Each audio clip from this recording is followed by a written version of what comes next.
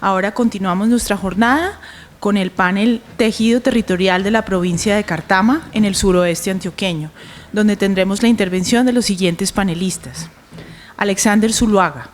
Alexander Zuluaga es administrador de empresas de la Universidad Pontificia Bolivariana, se especializó en gerencia estratégica de la Universidad de La Sabana y realizó estudios complementarios en gobierno y derechos humanos en el exterior. Tiene 18 años de experiencia en el sector público y privado, donde se destaca su paso por el Instituto para el Desarrollo de Antioquia, IDEA, y su vínculo al sector privado con instituciones financieras como Megabanco, Banco de Bogotá, y Banco Avevillas, en cargos directivos de carácter administrativo y comercial. Actualmente se desempeña como alcalde municipal de Támesis y presidente de la primera provincia de Administración y Planificación en Colombia, provincia Cartama. Sus gestiones le han permitido reconocimiento en instituciones como Bancoldex, Congreso de la República de Colombia, Colombia Líder, Instituto Ítalo Latinoamericano, Instituto de Mejores Gobernantes, IDEA y la Facultad de Salud Pública de la Universidad de Antioquia, entre otras. Doctor Alexander. Alejandra Ucros, graduada de la Universidad de Boston en Relaciones Internacionales con maestría en Administración de Políticas Públicas de la Universidad de Columbia, ha dedicado su vida profesional desde el sector público y privado al desarrollo económico y social del país, con énfasis en poblaciones rurales. Se desempeñó como subdirectora de Política Ambiental en la Alcaldía de Bogotá y ha sido consultora de organizaciones de la sociedad civil como el Fondo Acción Conversación Internacional y el Columbia Center of Sustainable Investment. En Confama, actualmente es la responsable del ecosistema de agronegocios, del servicio de empleo de la Caja en las subregiones de Antioquia y de la estrategia de formalización laboral para la consolidación de la clase media antioqueña. La doctora Alejandra, le damos la bienvenida por acá. Gracias. Luz Helena Castrillón.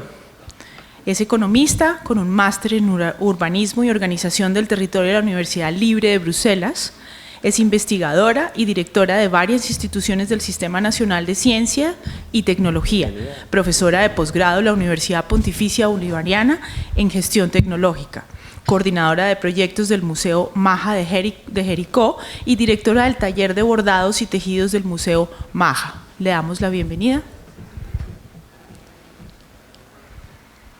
Teresita Gómez, mujer de origen campesino del oriente antioqueño, radicada hace 30 años en el municipio de Venecia, suroeste de Antioquia, lideresa social, feminista, actualmente secretaria de la Asociación Subregional Mujeres del Suroeste y vicepresidenta de la Asociación Municipal de Mujeres de Venecia, activista por los derechos humanos de las mujeres.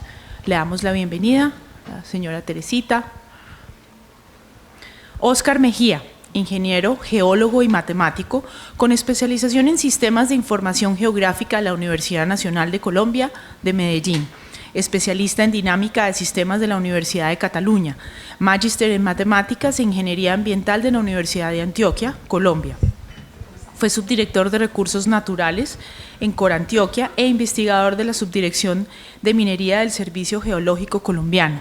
Además, ha sido profesor de pregrado y posgrado en diferentes universidades del país. Actualmente es el coordinador del componente ambiental del Centro de Estudios Urbanos y Ambientales, URBAM, EAFIT, y docente de la misma universidad. Bienvenido. Este panel será moderado por el señor Rafael, economista de la Universidad de Antioquia, con estudios superiores en desarrollo agrícola de la Universidad de París y especialista en planificación económica de la misma universidad, experto en política fiscal de la Fundación Getúlio Vargas de Brasil, ha sido profesor y rector de la Universidad de Antioquia, director de la Corporación Colombiana de Investigación Agropecuaria, Corpoica, fundador del Parque Explora y presidente de ProAntioquia. Bienvenido. Señores, ustedes ven, son señores muy importantes, ustedes saben lo que es el tiempo. Espero que sí, cierto, han estudiado mucho el tema del tiempo, de manera que aquí el tiempo es oro. Tenemos un pequeño retraso, no porque empezamos un poquito tarde, y nos han puesto pues en un muy alto la conversación con la extraordinaria presentación de PM. Yo les propongo lo siguiente para que, como una cierta estructura que les sugiero para las presentaciones. Empezar con el tema del potencial biogeográfico de suroeste. Para nadie es un secreto que los territorios pueden ser más amables o menos amables, dependiendo de las condiciones biogeográficas para las relaciones sociales. Entonces, empezar con qué es ese territorio y qué tanto contribuye a las relaciones y qué tantos hilos rotos tenemos en el territorio, me parece que sería un buen comienzo, y lo haría, por supuesto, Óscar Mejía de Urban. Después, darle al alcalde la posibilidad de que nos cuente ese arreglo institucional que se han inventado después de la Constitución del 91, que no se había utilizado en Colombia, que es ese arreglo institucional que se llama la provincia de Cartama, y qué es lo que quieren tejer desde esa provincia y qué tanto hemos evolucionado. Posteriormente, que Confama nos cuente cuál es su estrategia de relacionamiento con el territorio en clave de inclusión productiva, social, cultural, y que es ese concepto de clase media que tanto ellos han venido promoviendo. Y por último, hablar de las dos movilizaciones desde la sociedad civil, que me parece muy importantes, que es la de acción-participación, ya concretas, que sería la de Teresita de la Asociación de Mujeres de Venecia, y la de Luz Helena del MAJA, terminar con el MAJA. ¿Les parece bien si arrancamos con esa estructura y después echamos los conversatorios o el conversatorio? Tenemos 10 minutos, ¿no? Por favor, no se les olvide, y aquí les harán. Y vamos entonces a bajar la bandera de Colombia y todo lo que nos toca. Bueno, voy a tratar de contar pues en estos minuticos un par de cosas que lo que pretenden es contar la potencia como del territorio del que estamos hablando. Voy a poner una imagen. Esto es una imagen tridimensional del departamento de Antioquia. Lo que uno puede ver es esta complejidad topográfica extraordinaria. O sea, lo que estamos viendo acá en esta zona de color verde con un amarillo bordeado es el cañón del río Cauca, o el territorio del río Cauca, pasando, dividiendo el territorio antioqueño o juntando el territorio antioqueño a través de Cordillera Central, que es lo que hay al lado derecho de esta línea verde, y al lado izquierdo la Cordillera Occidental. Y ese río Cauca, que se convierte pues sin lugar a dudas en el hito geográfico más impresionante que tenemos en el territorio, tiene una expresión que es muy supremamente interesante en la zona en la provincia de Cartama, en ese suroeste próximo de Antioquia, que está ubicado acá en esta zona. Voy a hacer un pequeño zoom, me voy a acercar al territorio de Cartama, voy a hacerle un zoom acá, vamos a verlo un poco más grande, y quiero insistir en la siguiente particularidad. El río Cauca, que atraviesa Antioquia de sur a norte, lo hace en dirección sur-norte, excepto en la región de la provincia de Cartama. En la región de la provincia de Cartama, entre esta zona que está acá, que estoy iluminando, que es el territorio de La Pintada, y esta zona que es el territorio de Olombolo, el cañón del Cauca tiene un giro en dirección noroeste. Ese giro en la dirección noroeste produce un cambio biogeográfico completo en la dirección de los vientos, en la manera como ocurren las lluvias, y eso le confiere una singularidad especial al territorio. Pero adicionalmente, ese cambio en la dirección del río Cauca no es un cambio simplemente de dirección. O sea, hay una causa que es una causa de origen tectónico profundo, que es lo que produce la existencia de esos farallones, como los farallones de La Pintada. O sea, voy a hacer un pequeño giro para mostrar de qué estamos hablando. Este es el territorio del que estamos hablando. Es un territorio que tiene escarpes, tiene unos escarpes supremamente pronunciados. Es un territorio que tiene en su expresión geográfica del Cauca en Antioquia, tal vez la única zona que tiene territorios planos, territorios de territorios planos donde se pueden hacer desarrollos, digamos, de multiplicidad de desarrollos. La variación altitudinal de este territorio en esta franja de la provincia de Cartama, entre Bolombolo y La Pintada, es una variación que va desde más o menos los 500 metros de altura hasta más o menos los 3.500 metros de altura. En esta zona tenemos 3.000 metros de diferencia, o sea, lo que sabemos es que hay más o menos 1 grado centígrado por cada 100 metros que me muevo en la vertical, o sea, 1 grado menos por cada 100 metros. Y eso lo que significa es que en esta región tenemos casi que la totalidad de los pisos térmicos.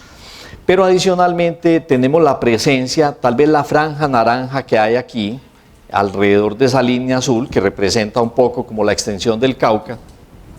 Esa franja naranja corresponde a la expresión de un tipo de ecosistema que se conoce como bosque seco tropical, que es un ecosistema que solo ocurre en los trópicos, como su nombre lo indica, pero que adicionalmente es un ecosistema que tiene una representatividad supremamente baja en el territorio nacional.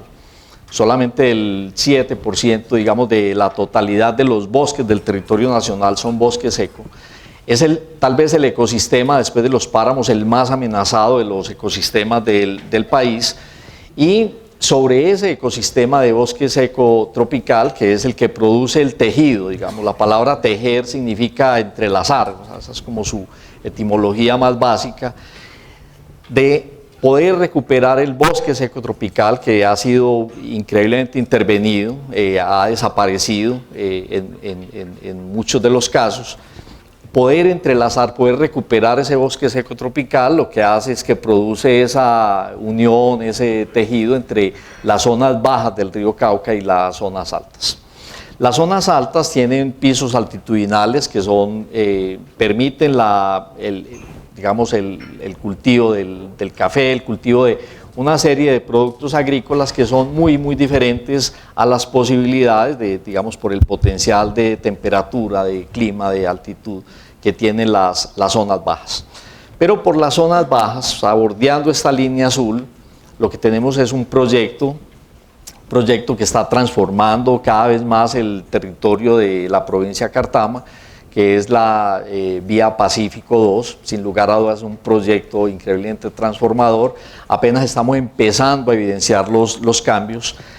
Lo que nosotros estamos insistiendo desde la Universidad de AFIT, desde Urban, en alianza, digamos, con los estudiantes de la maestría, pero también de la mano de ProAntioquia, de la mano del Humboldt, es cómo recuperar ese bosque seco como un tejedor, pero pasar un poco de esas obligaciones territoriales a las oportunidades territoriales. Voy a mostrar aquí una imagen adicional, que esto es la provincia de Cartama. Lo que tenemos en colores es los diferentes tamaños de predio que hay en el territorio. Los más oscuros significan predios de más de 500 hectáreas, los predios de color rojo significan predios de menos de 2 hectáreas. Uno claramente puede identificar que lo que conocemos como la zona cafetera de la provincia de Cartama son pequeñas parcelas, campesinos que tienen pequeñas parcelas donde tienen su vida, y en la parte baja los territorios donde se desarrollan digamos, las actividades propias de tierra caliente, pero un poco donde tenemos la expresión del bosque seco, que es la que queremos un poco como plantear en la recuperación, como una estrategia fundamental de construcción de tejido territorial entre lo rural, lo urbano, y la recuperación de factores claves de integración territorial. Voy a hacer acá un corte en la provincia de Cartama, simplemente ese corte a través de esa línea que acabo de mostrar, es un poco similar al perfil en 3D que estábamos viendo. Lo que se puede ver aquí es un territorio que tiene la parte más baja, es el lugar por donde discurre el río Cauca.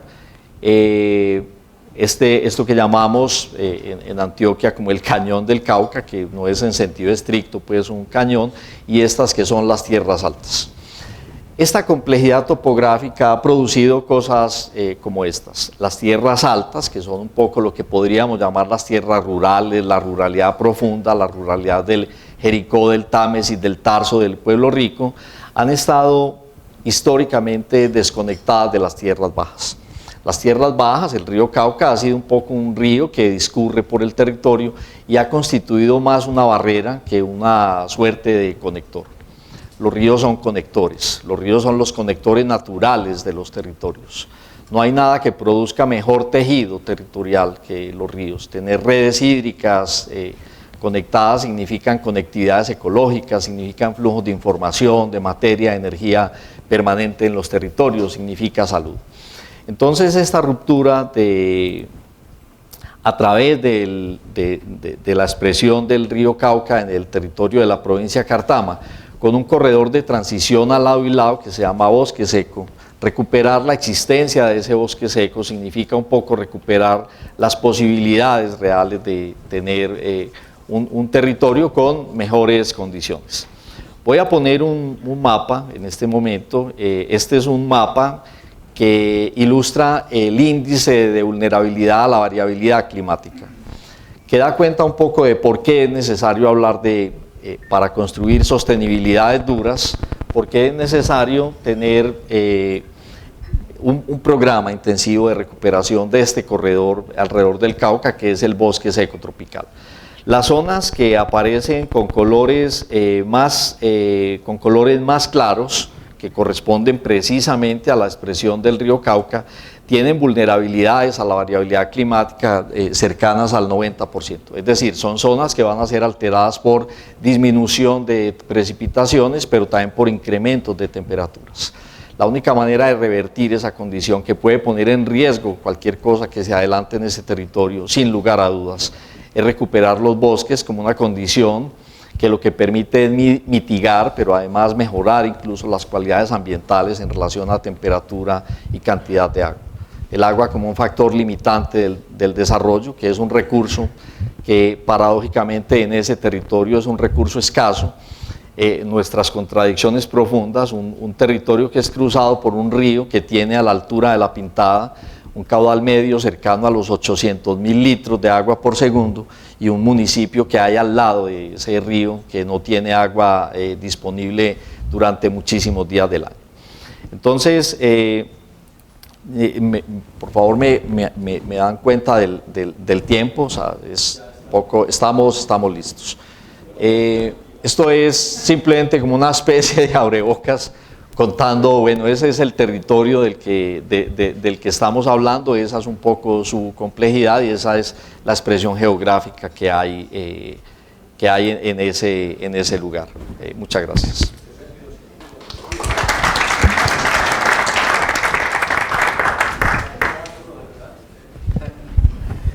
Bueno, buenos días para todos, un saludo muy cordial, gracias por la invitación. Bueno, yo muy rápidamente también voy a llegar al tema. Primero quiero hacer un contexto muy rápido. A ver, desde el 91, cuando tenemos ya una constitución que se define ya como un Estado social de derecho, pues de alguna manera hay dos cosas que son muy importantes. Pasaron muchas, pero voy a hablar de dos. Uno que es la descentralización territorial y lo otro que es un principio constitucional de autonomía territorial. Todos sabemos que la descentralización se quedó un poco en la mitad del camino. Como dicen los abuelitos, en el campo ni el macho arrima ni el lazo alcanza. Pero voy a hablar del tema de autonomía territorial, que me parece muy importante. ¿Qué es la autonomía territorial? Y lo voy a hablar desde la parte práctica, no desde la teoría. Pues yo no conozco un plan de ordenamiento territorial nacional, tampoco lo conozco departamental, tienen plan de desarrollo. Los únicos que en Colombia tenemos planes de ordenamiento territorial, PBOTs o esquemas de ordenamiento territorial, son municipios. No he visto a nadie sacando una licencia de construcción en un ministerio ni en una secretaría departamental. ¿Qué implica eso? Que Colombia, como nos lo dijo la Constitución, somos un modelo de Estado unitario, no un modelo descentralizado, pero Colombia es un país municipalista. No hay un metro de tierra en Antioquia que sea de la gobernación y que no sea de un municipio, porque donde está el edificio de la gobernación es del municipio de Medellín. Y en Colombia ocurre lo mismo. O sea que en teoría, si los 1.100 alcaldes del país con los consejos quisiéramos cambiar el país con unos instrumentos de planeación territorial, lo haríamos sin pedirle permiso a un gobernador o a un presidente. Obviamente hay unos elementos de complementariedad, concurrencia, subsidiariedad que hay que observar, pero lo digo un poco es para entender que las verdaderas transformaciones de Colombia se van a dar desde el territorio hacia arriba.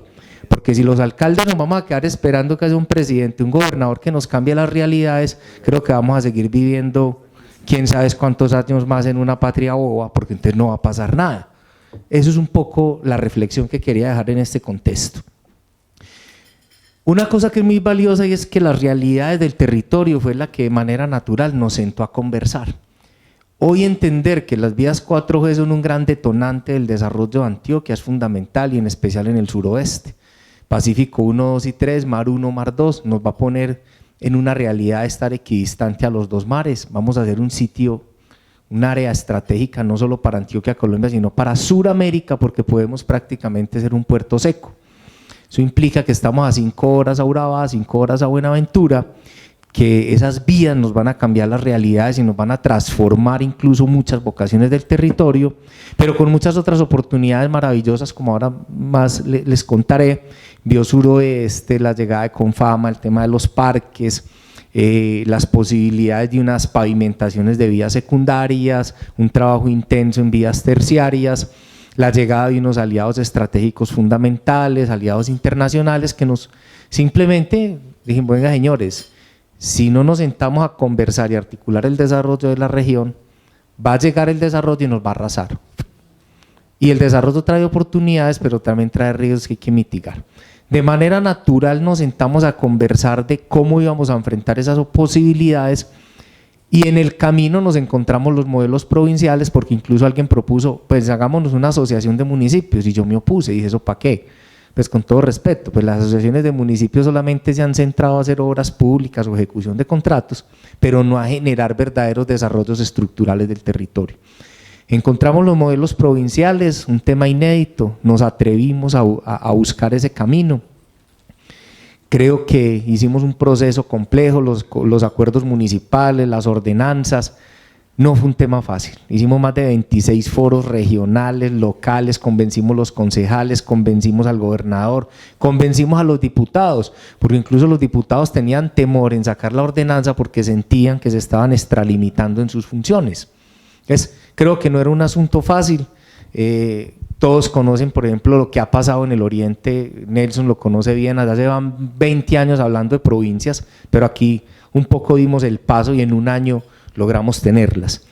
¿Qué quiero decir en este punto como gran reflexión? Es que no es que la provincia haya sido que nos juntamos a decir, vamos a volvernos provincia, no. La conversación fue natural por una necesidad y una realidad del territorio. Y la provincia se vuelve en un instrumento y en un medio para poder, uno, consolidar gobernanza, para poder generar articulación y para poder buscar un nuevo modelo de desarrollo territorial, porque sí era claro que día uno no éramos capaces.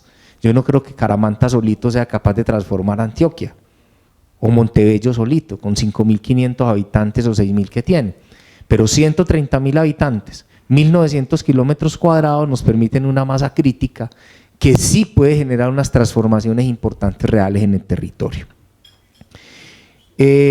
Hemos logrado cosas muy interesantes, creo que para la provincia se ha vuelto un gran vehículo de actores público-privados y diría que los dos temas, porque son muchos los asuntos, pero el tiempo no nos da, dos asuntos importantes. Uno, la consolidación de la cooperación internacional con el gobierno italiano.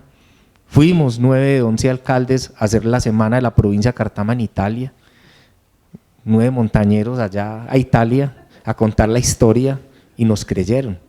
Y logramos 1 millón de euros en una cooperación supremamente importante para desarrollar capacidades productivas y que el gobierno italiano y la Unión Europea nos dijo, listo, nos interesa, ven hoy a la provincia de Cartama como el modelo de asociatividad territorial más interesante en Latinoamérica. Eso yo creo que ya es una ganancia supremamente valiosa. Avanzamos en ese tema, uno de los proyectos más importantes y que detona más el desarrollo de la provincia es el Agroparque Biosuroeste, donde ha habido una promoción y un acompañamiento fundamental de ProAntioquia con el doctor Rafael desde el año 2013. O sea, esto no es de ayer ni de antier, esto es un proceso largo.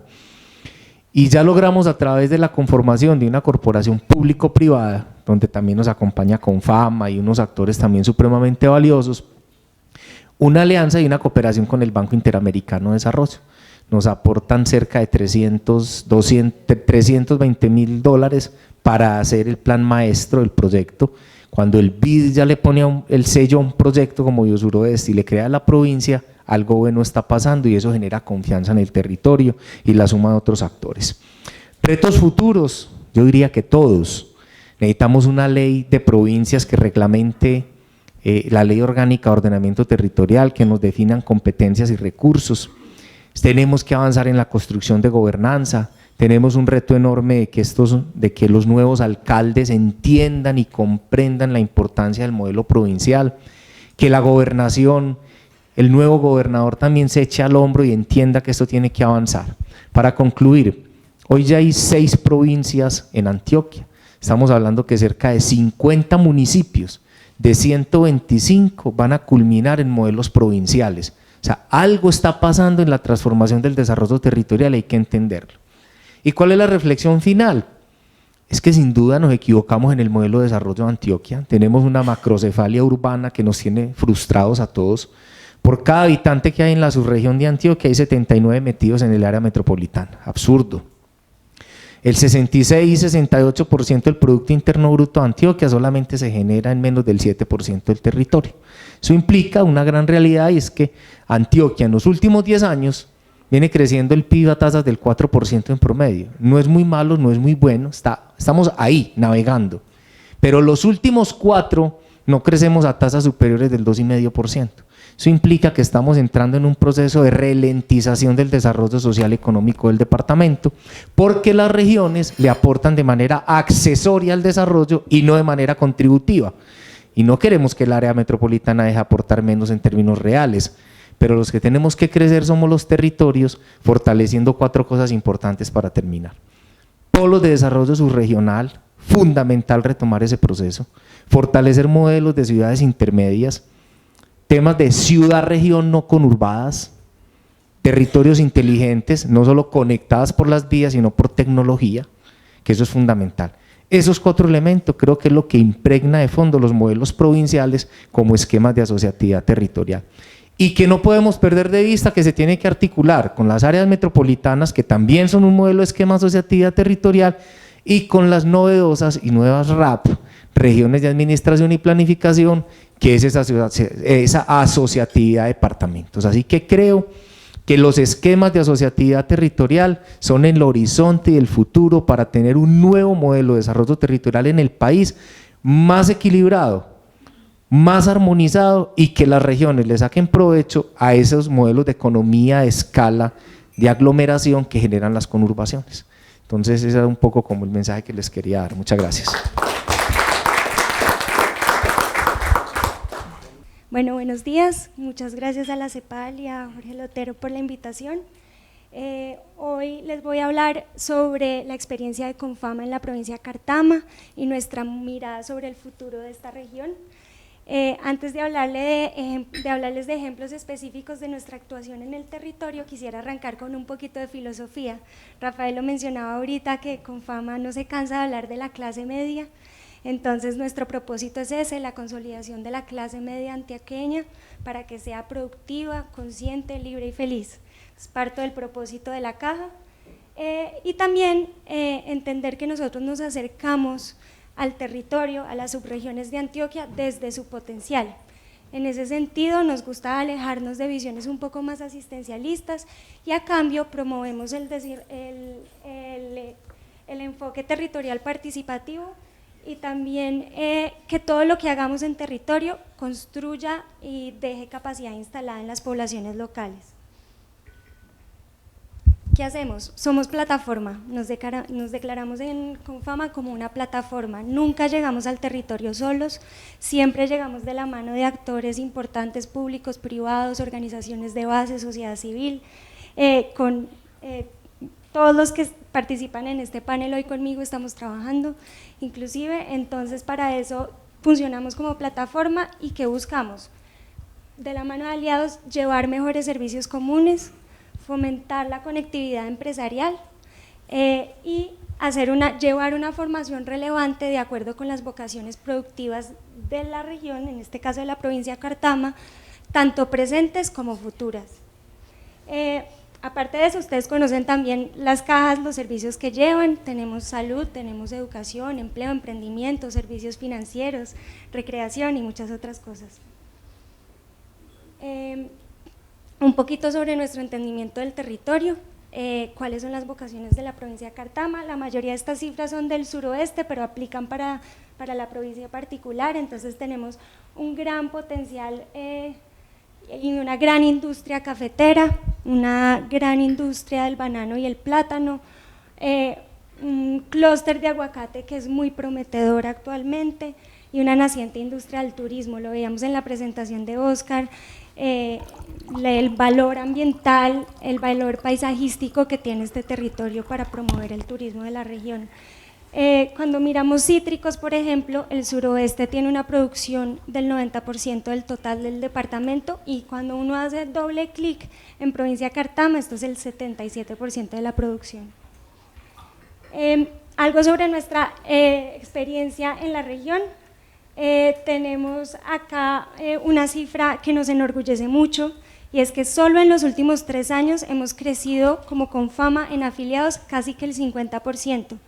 Esto muestra además algo que mencionaban en la presentación de EPM. Hay veces uno piensa que no hay capacidad de pago, que no se puede, pero cuando uno llega al territorio con una propuesta de valor, los resultados se empiezan a ver, y empezamos a ver cómo la gente empieza a ingresar al sistema de seguridad social, a la institucionalidad, y por ende se afilia a una caja como la nuestra. Mi mapa no es tan bonito como el de Oscar, pero para que nos ubiquemos, me pareció descrestador, muy hermoso. Para que nos ubiquemos, entonces, esta es nuestra presencia en el suroeste antioqueño. Voy a hacer doble clic en provincia de Cartama, en donde tenemos una sede regional en La Pintada, un servicio de empleo también en La Pintada, 2 oficinas municipales en la provincia que son Santa Bárbara y Fredonia, y próximamente una gran apuesta recreativa y turística de Confama, que es el Parque Ecológico Suroeste en La Guamo. Para todos aquellos sitios en donde no tenemos infraestructura física, tenemos unos modelos de atención móviles. Esta diapositiva es para enfatizar lo que venimos conversando toda la mañana, y es la importancia del diálogo, de escuchar, de conversar con los demás. Solo en el último año hemos hecho múltiples eventos convocados por Confama, al que asisten todo tipo de organizaciones públicas, privadas, organizaciones de base, academia, muy importante. Hemos hecho foros de gran formato, tenemos talleres y mesas de trabajo para hablar de educación, de cultura, del desarrollo agroindustrial de la región, y recientemente hicimos una gran feria de educación en nuestro campus educativo Confama Julio Hernández.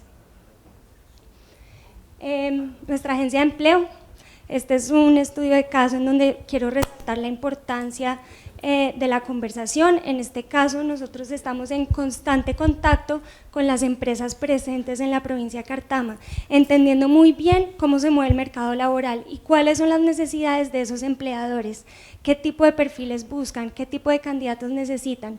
¿Para qué? Para después entender cuál es esa población local, qué perfiles tienen, y si hay unas brechas, empezamos a suplir esas brechas con formación, nuevamente con alianzas, a través de cursos cortos, en temas específicos o transversales, y siempre con mirada a que esa formación o educación que hagamos lleve a una conexión efectiva de un empleo formal. El ecosistema de agronegocios, este es otro proyecto que nos enorgullece mucho. Trabajamos de la mano de empresas compradoras, muchas de ellas en las grandes ciudades del país, en Medellín, por ejemplo la compañía de empaques, por ejemplo Bancolombia. Trabajamos de la mano de ellas, que son estas compradoras, y después vamos a donde están los productores, los pequeños productores que hoy llamamos agroempresarios. Nuevamente, como con el servicio de empleo, lo que buscamos es suplir esa brecha. ¿Cómo hacemos para generar una conexión agroempresarial en donde ese pequeño productor pueda recibir un ingreso digno, y las empresas entonces también las llevemos a que cada vez sean más socialmente conscientes? Para eso, nosotros también trabajamos con otros aliados para suplir esas necesidades y para que el pequeño productor pueda aumentar calidad y productividad y aumente sus ingresos. Todo eso con miras a la formalización laboral. Para eso facilitamos financiación a la medida, asistencia técnica y muchos otros componentes de la capacitación para poder hacer esa conexión agroempresarial. Nuestro campus educativo de la región, esta es una alianza muy importante para Confama. La alianza es con la Fundación Fomento a la Educación Julio Hernández, queda en La Pintada y es nuestra gran apuesta por la educación terciaria y superior de la provincia de Cartama y de todo el suroeste realmente. ¿Qué buscamos acá? Que los jóvenes que quieran quedarse en su territorio puedan acceder a una educación de calidad igual a la que recibirían en una ciudad como Medellín. Para eso también hacemos alianzas con el Pascual Bravo, el SENA, la Universidad de Antioquia, otras instituciones académicas para que puedan recibir una formación de calidad y muy pertinente. Es decir, que esa formación que nosotros ofertamos en ese espacio después tenga una conexión con empleo, con posibilidades de empleo.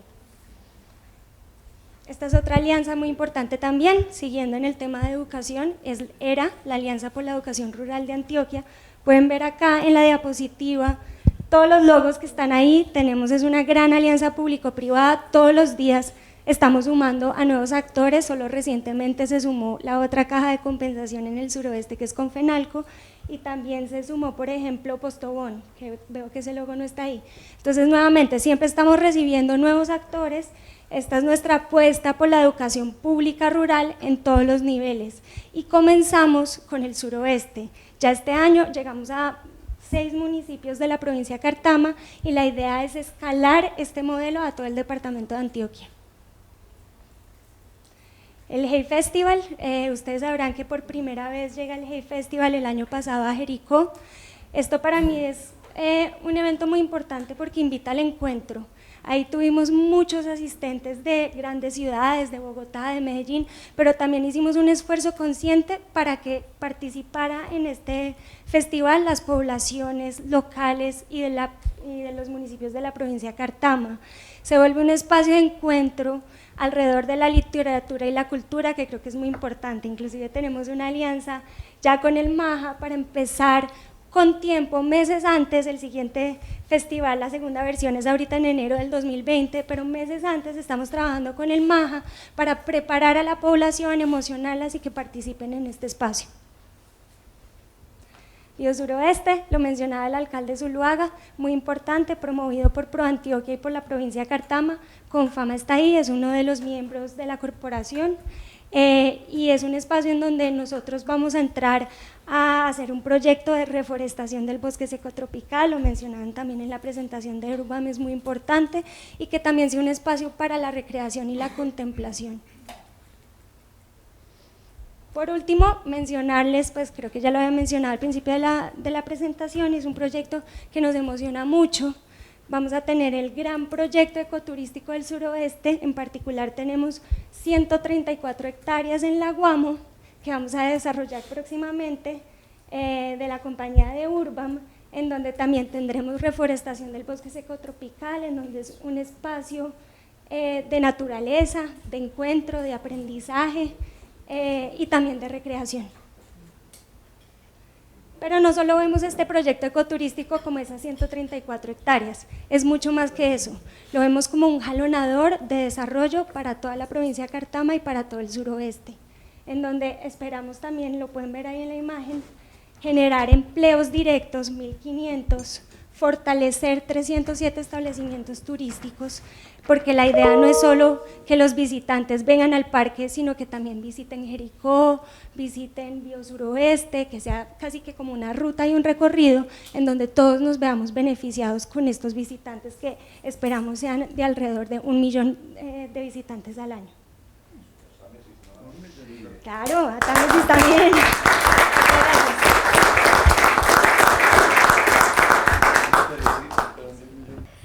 Bueno, muy buenos días para todas y para todos. Mi nombre es Teresita Gómez Murillo y agradezco inmensamente la invitación que me han hecho desde la CEPAL para estar en este espacio tan enriquecedor y donde he podido pues tener como acercamiento a conocer muchos procesos. Hago parte de la Asociación de Mujeres de Venecia. Es una organización sin ánimo de lucro, pero en este asunto de tejer redes, las organizaciones municipales de los municipios del suroeste nos hemos organizado en una asociación de segundo nivel, que es la Asociación Subregional Mujeres del Suroeste, y se conformó desde el año 2001. Desde ese momento estamos haciendo pues presencia en el territorio. El objetivo principal nuestro es contribuir al desarrollo de las mujeres del suroeste con equidad de género y sin violencias hacia ellas. Y para lograrlo, promovemos la participación ciudadana y comunitaria de las mujeres en la defensa del territorio y la vida. Esta imagen es de un encuentro que hicimos en el año anterior en el municipio de Jardín, y como podemos ver ahí, pues se resume como qué somos y qué hacemos. Tenemos muy claramente evidenciar que las mujeres campesinas con su trabajo contribuyen al desarrollo de este territorio, y también tenemos en el centro de nuestro quehacer el tema de la paz. Sin el trabajo de las mujeres, las semillas de la paz morirán. Queremos pues como hacer mucho énfasis en ese tema. También promovemos el desarrollo económico, el respeto a los derechos y la democracia paritaria e incluyente. Ahora tenemos una ley de cuotas por una ley desde el nivel nacional, pero nosotras le queremos apostar a la paridad, al 50-50. Creemos que tenemos derecho, además porque somos más de la mitad de la población, somos el 52% de la población. Promovemos también el sentido de pertenencia y la proyección social, y muy importante, tenemos un asunto de tema de violencias hacia las mujeres muy álgido, y por eso promovemos acciones dirigidas a disminuir y erradicar las violencias hacia las mujeres. Para hacer estas cosas tenemos 3 apuestas muy importantes. Son unas apuestas políticas. La primera es el empoderamiento y la autonomía económica de las mujeres. ¿Por qué? Para las mujeres del suroeste el desempleo, el empleo de mala calidad y los bajos salarios hacen que se enfrenten a unas condiciones de pobreza inigualables. Entonces, para hacerle frente a esta situación, hemos construido una propuesta de red de comercialización, y en esta propuesta articulamos las iniciativas económicas y productivas de las mujeres urbanas y rurales. Aquí en esta red, por esta red circulan productos, servicios, saberes, experiencias, y con ello generamos ingresos, buscamos soberanía alimentaria, hacemos un énfasis grande en el consumo responsable y mercado justo, y en un desarrollo sostenible, amigable con el ambiente y con la salud de las mujeres. Porque muchas mujeres en sus labores lo que hacen es atentar contra su salud, hacer esfuerzos inmensos, madrugar, trasnochar, amanecer, trabajar y hacer triples jornadas, está atentando contra la salud de las mujeres. Esta red entonces tiene un punto de venta que lo llamamos Sabores y Saberes del Suroeste, está ubicado en el municipio de Jardín, y allí entonces las mujeres llevan los productos que elaboran desde sus casas o desde sus unidades productivas. Hacemos también ferias de comercialización, donde se exhiben y venden los productos elaborados solo por mujeres. Y como una alternativa para financiar estos proyectos de las mujeres, también hemos creado el fondo rotatorio, que lo llamamos la Fuente de las Mujeres, para que los proyectos de las mujeres tengan posibilidades de financiación.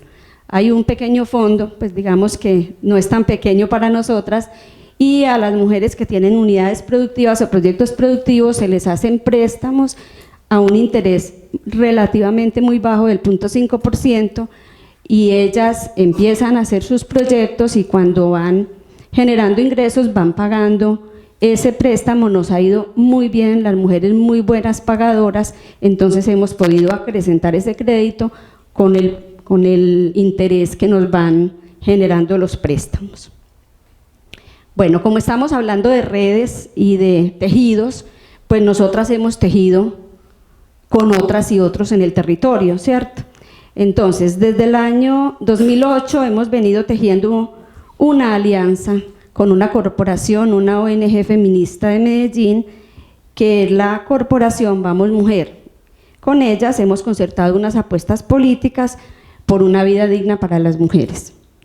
Pero también en el suroeste hay un grupo de hombres muy interesante, un grupo de hombres que se ha estado cuestionando su quehacer como hombres en el territorio, cómo se relacionan con las mujeres, cómo se relacionan con otros hombres, cómo se relacionan con la naturaleza, y han estado haciendo unas apuestas muy importantes de resignificar esas relaciones, de tener unas relaciones menos violentas con todos y todas, incluyendo la naturaleza, y con ellos hemos hecho una apuesta por una vida digna, libre de violencias y la equidad entre los géneros.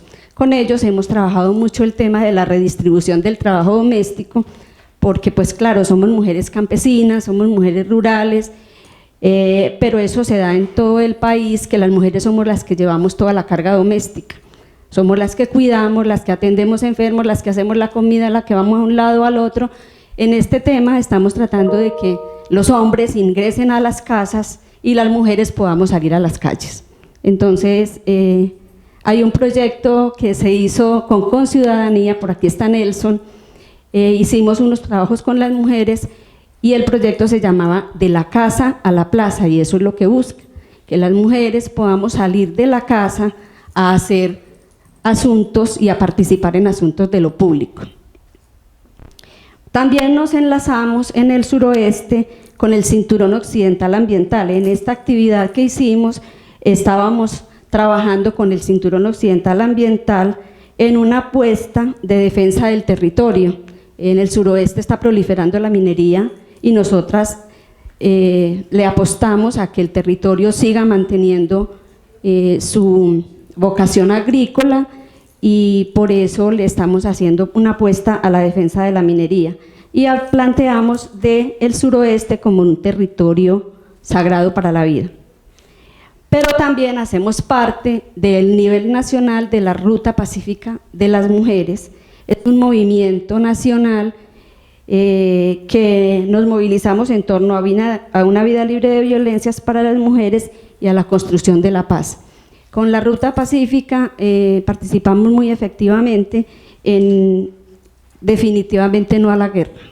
No le apostamos a la guerra, le apostamos a procesos de resolución de los conflictos de manera pacífica, y hacemos parte entonces del movimiento social de Mujeres por la Paz.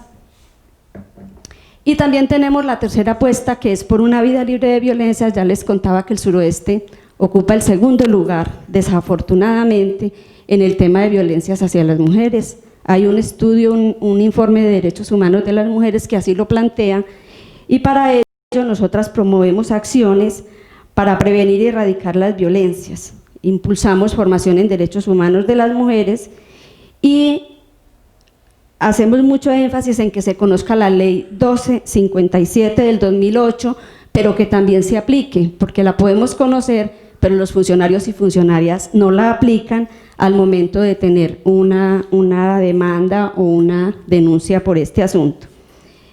Llevamos entonces también actividades de autocuidado, apoyo, y también trabajamos mucho. Nos han dicho toda la vida que las mujeres entre nosotras no nos podemos poner a trabajar juntas, que nos peleamos, que creamos muchas rivalidades. Estamos trabajando ese asunto porque creemos que eso es un invento para mantenernos divididas, y nosotras necesitamos estar unidas, y queremos estar unidas para tener unas relaciones más armónicas, equitativas y justas.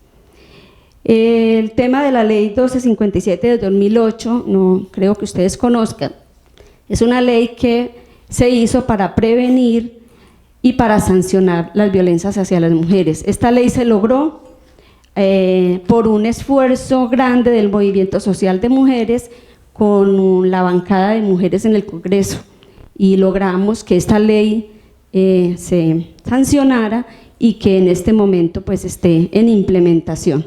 La verdad todavía falta, pero pues ya estamos trabajando con ella. Y como les decía ahorita, nosotras le apostamos a la paz, la tenemos en el centro de nuestras apuestas, y queremos una paz incluyente, sustentable en nuestra vida y para nuestro territorio suroeste. Y por ello hacemos entonces jornadas de sensibilización, hicimos grandes esfuerzos por el sí en el territorio, pues desafortunadamente no pasó el sí, pero igual seguimos en la práctica y en el proceso. Y también le trabajamos tenemos una apuesta política por incluir nuestras propuestas en los planes de desarrollo, y para ello también hemos hecho foros con candidatos y candidatas. Es histórico, ya llevamos alrededor de 2-3 periodos en los cuales en la época electoral trabajamos para llevar a los candidatos y candidatas nuestras propuestas, pero luego también para que estas propuestas estén incluidas en nuestro plan, en los planes de desarrollo. ¿Estoy sin tiempo? Bueno, quiero leer una frase, porque además es hacerle un homenaje a las mujeres que han participado con nosotras en este proceso. Es una mujer de Jericó, se llama Nubia Gómez Mesa, recientemente falleció. Ella nos decía en uno de los trabajos una frase: desde hace muchos años las mujeres estamos tejiendo lentamente el poder que queremos tener y ejercer. Este ha sido visible desde nuestras maneras de hacer distinto y desde las acciones en las que cotidianamente mostramos lo que queremos lograr. Queremos lograr un territorio con equidad. Rápidamente quiero mostrar unas fotos de nuestro accionar en el territorio, por favor. Bueno, también nos articulamos con las mujeres indígenas del territorio. Tenemos una propuesta de formación y somos un grupo de mujeres que nos llamamos aliadas, aliadas con H, porque queremos ser como las hadas, las que llegan a ayudar en un momento determinado. Somos un grupo de mujeres formadas para acompañar a las mujeres víctimas de violencias. Decía ahorita que le apostamos a la paz, entonces para nosotras ninguna guerra es legítima, ni legal, ni debería existir. Este es el asunto de las violencias hacia las mujeres. Las niñas también participan en estas actividades, ahí las vemos actuando en el territorio. Esto es en el municipio de Venecia. Aquí estamos haciendo una movilización por un feminicidio realizado en uno de los municipios, llevado a cabo en uno de los municipios lastimosamente. Solo pues con estas imágenes lo que quiero es mostrar nuestro accionar en el territorio, como lo decíamos ahorita, desde el activismo, pero también desde la reflexión.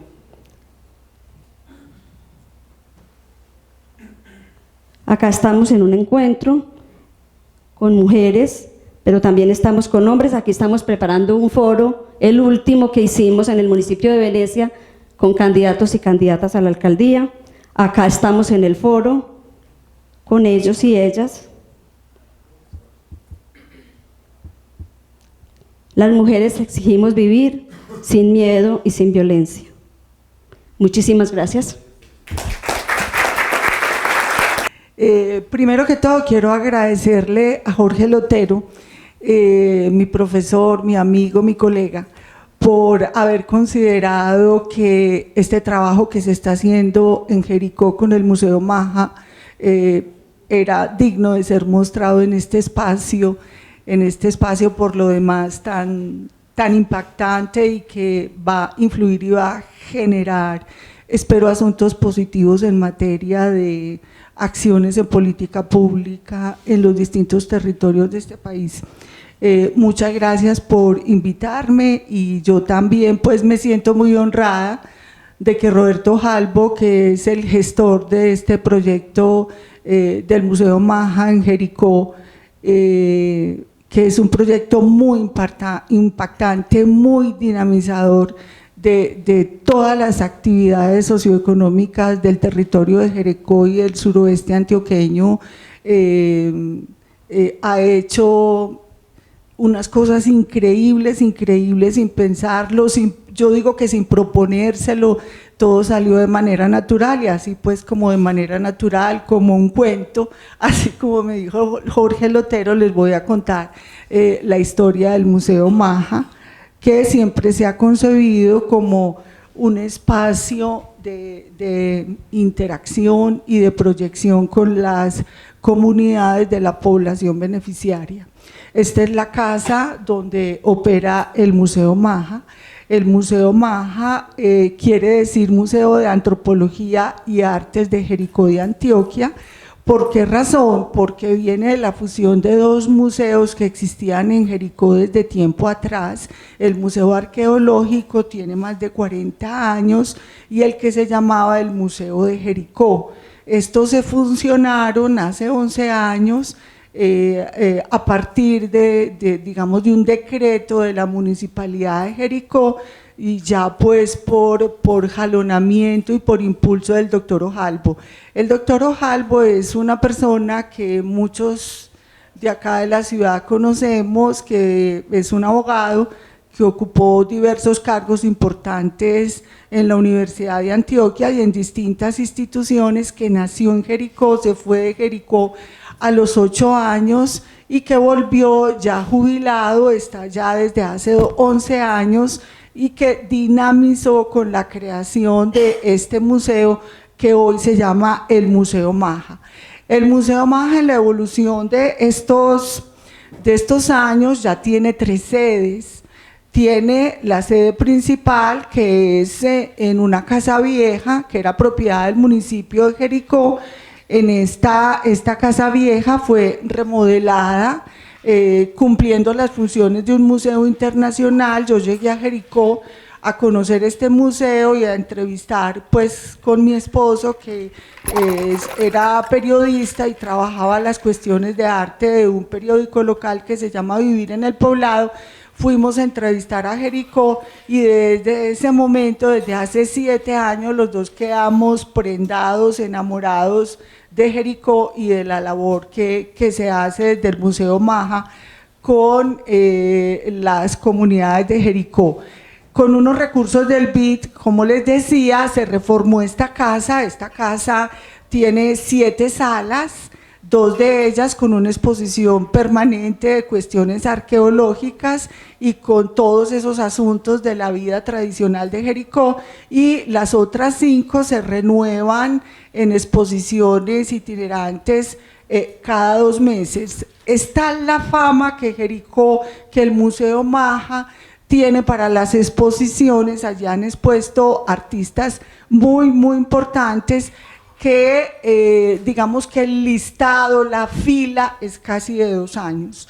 Ya está todo el 2020 ocupada las 5 salas de exposiciones, que como les dije se inauguran cada 2 meses con un concierto, las 5 a la vez, y el teatro se llena, absolutamente se llena. Y esta es uno de los eventos y de las actividades que hace la sede principal del Museo Maja, que jalona todas las otras actividades socioeconómicas de la región, que jalona pues el turismo, la hotelería, la gastronomía, todas las otras, el comercio, todas las actividades artesanales, todo ese trabajo con el cuero, con el café que se hace en Jericó, es dinamizado y jalonado mucho por este evento, que son las exposiciones que se hacen miren, esta es la inauguración de una exposición, es una cosa impresionante. Esta es la gente que cabe dentro del teatro, pero detrás del teatro hay un patio, este patio, y ese patio también es absolutamente lleno de gente. La mitad de la gente es de Jericó, de todas las clases sociales de Jericó, y la otra mitad de la gente viene de muchísimas partes del país a las inauguraciones de las exposiciones. El museo tiene 2 sedes alternas. Esta sede es la Casa Museo de José Tomás Uribe Abad. José Tomás es uno de los fundadores del pueblo, es un señor, porque se murió antecitos de fundar esta casa, un señor muy rico que viajó pues vivió muchos años en París, muchos años en Londres, etcétera, etcétera, y le gustaba recoger pues este tipo, pinturas, porcelanas, muebles, y cuando se iba a morir, cuando ya se sentía grandecito, le donó toda su casa con todos sus adornos se la donó a Jericó y se la donó concretamente al Museo Maja, y el museo pues hizo una sede alterna que se llama la Casa Museo, donde tiene una colección de artes decorativas, y una segunda sede que inauguramos hace más o menos 1 año y medio, también una persona muy especialista en los temas de música, aquí en Medellín, que no tenía incluso ningún contacto con Jericó, ver el dinamismo de Jericó. Dijo que quería donar sus 170 instrumentos musicales recogidos de los lugares más inesperados del mundo entero. Son unos objetos musicales bellísimos, rarísimos, y se los donó al Museo de Jericó para que hiciera un museo. Ahí también ese museo que se llama Ateneo Álvaro Arango Gaviria, Casa de la Música, opera también en otra casa vieja. Todas esas casas donadas por habitantes en comodato, por habitantes del municipio de Jericó, que le apuestan al tema del Museo de Jericó. Esas son las sedes que les iba a mostrar. El Museo Maja pues tiene las funciones que tiene todo museo, aquella de conservar, documentar, investigar, exhibir las piezas de colección, que es como la función estática que tiene un museo, pero también tiene una función que es la que tiene que ver con el entrelazamiento de una serie de relacionamientos con todas las otras actividades de la comunidad y todas las necesidades como sociopolítico y culturales que tienen las comunidades de los municipios en general, y es que promueve actividades alrededor de las diversas manifestaciones de la cultura, aporta, trabaja muchísimo en la educación formal y no formal, promueve el emprendimiento cultural, promueve pues todos los valores culturales con exposiciones, seminarios, talleres, conferencias, publicaciones, etcétera. Aporta en la transformación social, educativa y cultural de las comunidades beneficiarias, y es definitivamente un fomentador y jalonador de las relaciones con los otros actores del municipio. Es en el Museo Maja donde se celebran todas las actividades sociopolíticas del municipio. Tiene una capacidad de convocatoria, ha logrado el posicionamiento del museo, una capacidad de convocatoria grandísima, grandísima, grandísima, con todos los actores sociales. Todos los candidatos a la alcaldía van al museo y nos muestran a todos nosotros, los miembros de la Junta, cuáles van a ser sus apuestas políticas y quedan como candidatos a alcalde con relación al museo, porque todos los candidatos a la alcaldía de Jericó son plenamente conscientes de que el museo es un aliado para jalonar el desarrollo político y socioeconómico del municipio de Jericó. Dada esa misión que tiene el Museo de Jericó, realiza esta serie de actividades. Que las hace permanentemente. Usted se queda una semana, como me quedo yo, una semana trabajando en el museo, y pues entra y sale gente todo el día haciendo todas estas actividades. Yo quisiera centrarme en esta actividad de los talleres, que atrae muchísima gente del pueblo a Jericó a distintos tipos de talleres, desde la alfabetización tecnológica a las personas mayores de 50 años. Hay unos cursos semanales y no se lo pierde nadie, las personas adultas, donde les están enseñando computadores, cómo acceder a las redes sociales, cómo manejar todas las posibilidades tecnológicas que tienen las comunicaciones hoy en día. Y me quería quedar en uno de los talleres, pues que a Lotero pues le llamó muchísimo la atención. Aquí ya me están diciendo que tengo 2 minutos. Es el taller que yo manejo, el taller de bordadoras y tejedoras. Este taller está conformado por 20 mujeres y un hombre. Y pues Roberto, cuando me dijo que dirigiera el taller, porque yo pues al lado de mi vida profesional como economista e investigadora siempre he cosido y siempre he bordado, Entonces, cuando vio mis trabajos, que han sido expuestos varias veces allá en el Museo Maja de Jericó, me dijo que por qué no armaba yo un taller, porque el municipio tiene esta característica, tenía una tradición artística en manualidades, en artesanías y en bordados en todas las mujeres de Jericó, que se vino perdiendo, pues digamos con el avance de la industrialización, pero que Roberto decía estaba ahí, digamos en el ADN de las personas del municipio de Jericó. Quería también que con la implementación de este taller de manualidades y artesanías empezáramos un poquitico pues a trabajar el tema del color, del gusto, de todo ese tipo de asuntos que me pusieron como misión.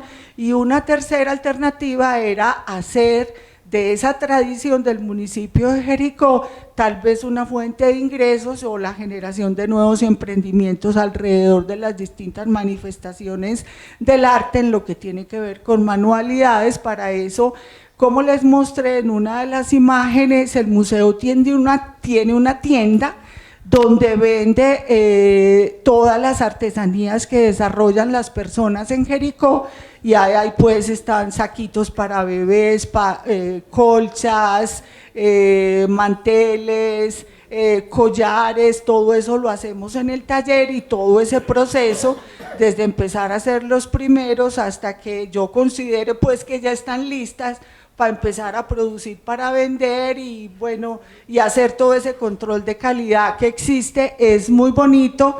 Ese taller participa en todas las actividades que tiene el municipio que tienen que ver con consideraciones ambientales. Ustedes saben que el municipio de Jericó, como ya lo explicó Oscar ahora, está ubicado pues en un terreno con grandes dificultades. En estos días casi el pueblo queda enterrado porque se le vino una montaña encima, entonces pues todo ese tipo de dificultades nos tiene que hacer muy defendedores desde todos los ámbitos de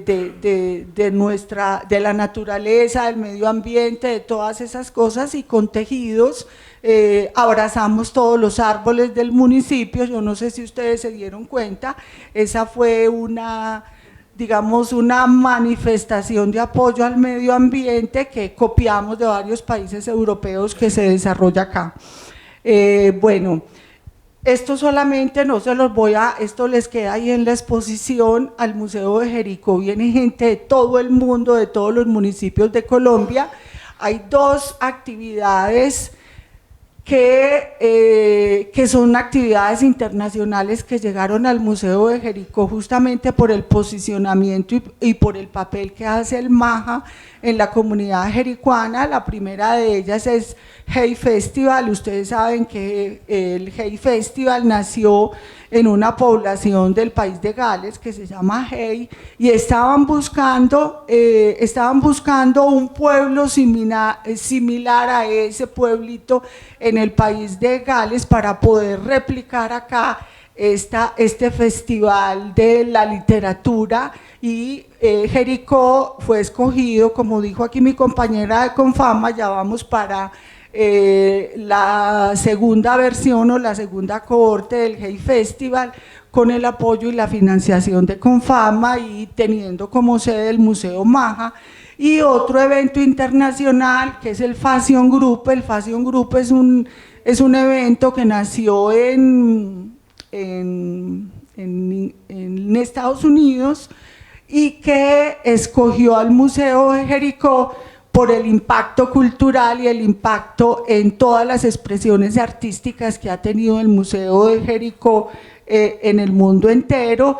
El FAIS Festival en Jericó el año pasado, ya vamos para la tercera versión, se ganó un premio internacional porque era la primera vez que un evento de semejante talla estaba en un pueblo como Jericó. ¿Cómo hace Jericó todas las actividades que hace Jericó? Pues evidentemente tiene que haber un promotor, tiene que haber un líder que haya propiciado que el Museo Maja tenga un posicionamiento de marca como la que tiene, ¿sí? Y que haya jalonado de la manera como ha jalonado otras actividades socioculturales del pueblo. y es el líder Roberto Jalbo, que ya les dije esto. Hay una actividad, Rafael, es que quisiera contarles de este asunto que lidera el Museo Maja, que es muy bonito, y es un voluntariado de los chicos de 11 que en este momento se pelean por ser los guías del museo, y que ha propiciado que esos muchachos pasen fácilmente a la universidad aquí en Medellín, porque quedan con un bagaje cultural y unas relaciones. Cuando usted le pregunta a los niños por qué quiere ser guía del Maja, todos dicen lo mismo: porque aprendo a hablar, porque aprendo a relacionarme y porque estar como guía del Maja me puede servir para pasar a la universidad después. Todos sueñan con venir a Medellín a estudiar.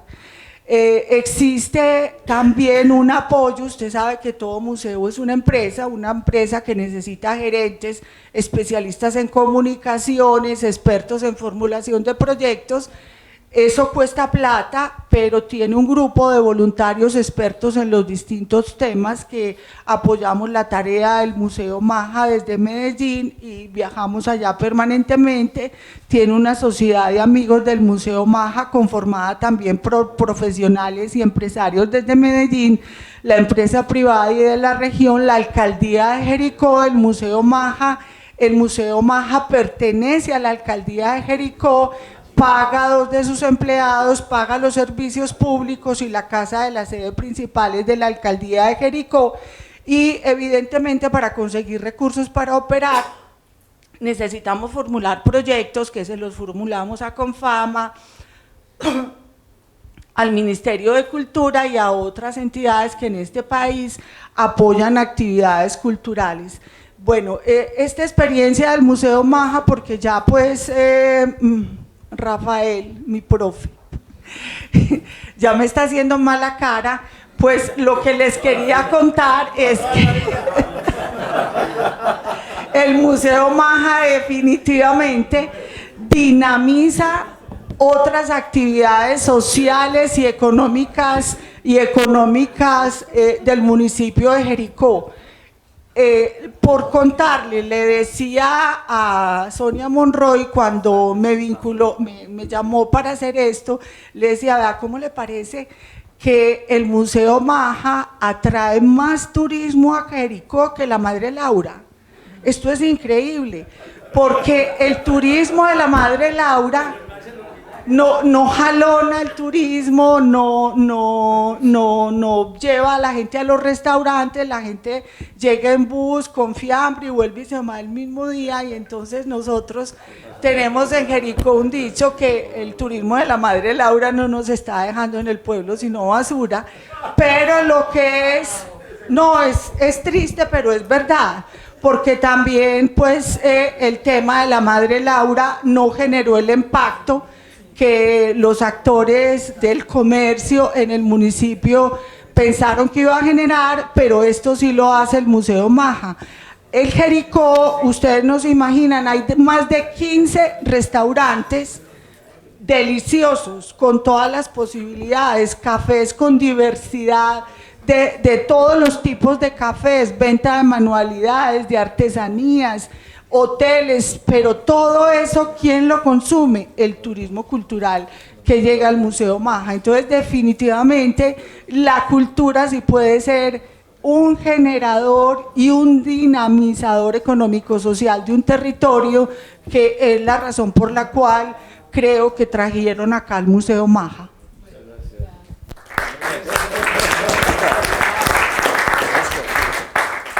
Óscar, yo creo que todo el mundo tiene ganas de oírlas más, pero vamos a tratar de orientar la conversación más hacia las dificultades que tenemos en algunos campos.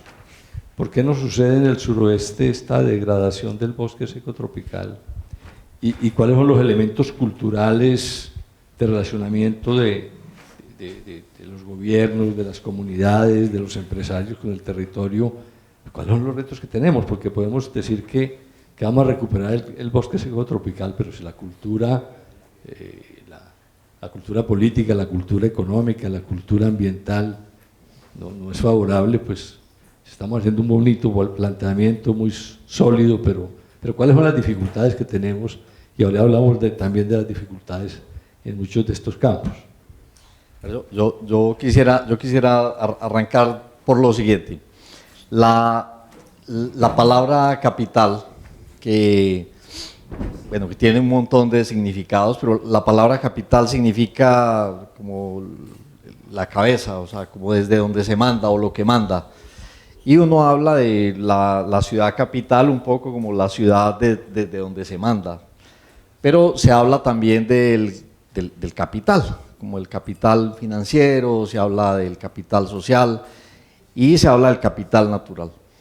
Digamos, el capital completo se entiende un poco como la suma de capital natural más social más capital financiero. Y lo que hay digamos, en este territorio, que es un poco una expresión de lo que hay en la mayoría de los territorios del país, es la historia del proceso de colonización, donde muchas de las mejores tierras del país para la agricultura las convertimos en tierras de ganadería.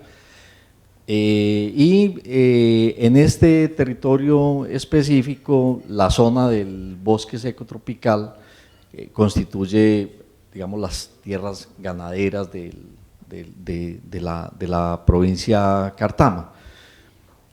Perder ese capital natural significa perder capital completo, significa perder riqueza enorme. Hoy, digamos, la gran apuesta que nosotros entendemos que hay que hacer en el territorio es que hay que recuperar capital social, hay que seguir construyendo capital social, que hay que reconvertir ese capital natural, porque el capital financiero no puede ser simplemente el que mande. O sea, sin ese capital natural de los ecosistemas fundamentales, específicamente el bosque seco tropical y el bosque húmedo tropical, que es el que sigue un poco hacia arriba, las posibilidades de tener agua, de tener ecosistemas saludables, es prácticamente imposible, ¿cierto? Entonces, la apuesta de recuperar, de